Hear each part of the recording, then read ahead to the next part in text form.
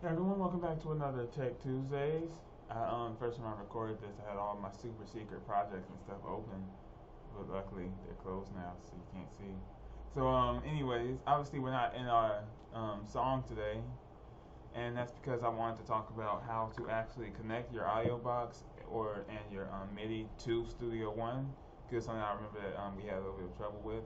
But usually, I think the audio box sets up by itself, but if it doesn't, all you have to do is click on Setup, or you can click on the logo. If your audio box isn't plugged in, it's gonna say Windows Audio. Which something interesting about Windows Audio is that if you're connected to that instead of a audio box, if you try to play like say you're on Spotify or something, then it actually won't work. You have to close Studio One because Studio One's going to be using the audio that all the rest of the software needs. So even if you go into like YouTube or something, then it's not going to work. So I see you go into here, you find your audio box, or you can use no audio device, which I'm not sure how that works. It probably will go through the computer if I'm not mistaken, or it just straight up won't work.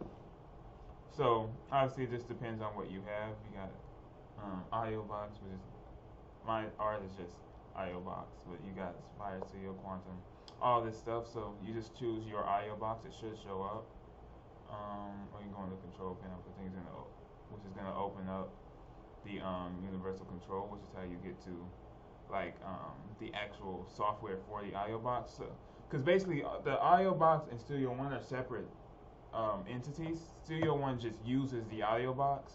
So the audio box itself has separate software, which is this. It used to look different, but this is the new software for the audio box, say 1818 VSL. So that's what the control panel is. This is the control panel for the audio box itself, which has nothing to do with Studio One.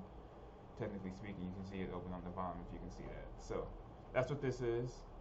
Obviously, then you go down here to your sample rate. So this is how, if you want free, like, if you have a like not as good of a computer, then you would have a lower sample rate, which would cause it to lag when you play. Like you would play a note, and then it would play later, which used to drive me insane. So if you have a really good computer, that's not really going to be a problem. So that's that. And that's obviously all this changes. You can't change it yourself. So there's that. Processing, I believe, is the same as your sample rate and all that. So that's pretty much how your audio box works. Usually this stuff is already set, so you don't really have to worry about it. So yeah. Then over here we have external devices. This is where you connect your Midi. With ours is just connecting to the directly into the computer with what's it called, a USB. So you can see it says received from Oxygen 61. I'm not sure why it says Radium 4961. It shouldn't say that. I think about device model. I guess never mind. No, never mind. I'm sorry. This is an M audio, Oxygen 61, all this stuff. No, it should say Oxygen 61. It's not a Radium.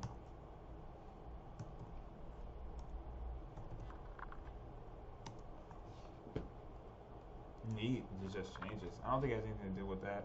So obviously this is your MIDI channels, all that stuff. And then you say receive from Oxygen 61. You can also receive it from the audio box because the audio box has a MIDI in output. That's what, if you look over here, that's what this is. That's your MIDI thingy plug. So that's what you would plug the MIDI into if you wanted to receive it from the audio box instead of from the computer itself. But I just went ahead and did it from the computer itself. So that's what that is. Pitch bend controls. This is basically all of your controls in the MIDI. You can, I guess, turn them on and off, something like that. Then you can send to. So if you want, for some reason, send it out to the I/O box, you can do that. Split channel, default, input, all that stuff. So yeah, hopefully that makes sense. I think it might be different for different people, but for the most part, that's how that works. You can also add different things. Say you wanted to have a new keyboard or instrument, MPC, something like that. You just add it in. So I'm not gonna do it because I don't have anything extra to add in. So I don't know if it's gonna work properly, but that's where you would do that. If I get something extra in, then I'll do a deeper tutorial into that. So that's pretty much how you install your stuff. Of course, that's it. I think it's different for almost every system. I'm gonna cancel just so I have nothing that saves. So pretty simple tutorial for today. Nothing super crazy. So hopefully it makes sense. I don't know if it's different for other operating systems or something like that. So just let me know in the comments if something I said was just straight up wrong or something. Hopefully that was at least 1% helpful. And I guess that's it. So thank you guys for watching. Like and subscribe. And yep, see you guys on the next one. I should edit in my outro music here. That's a good idea.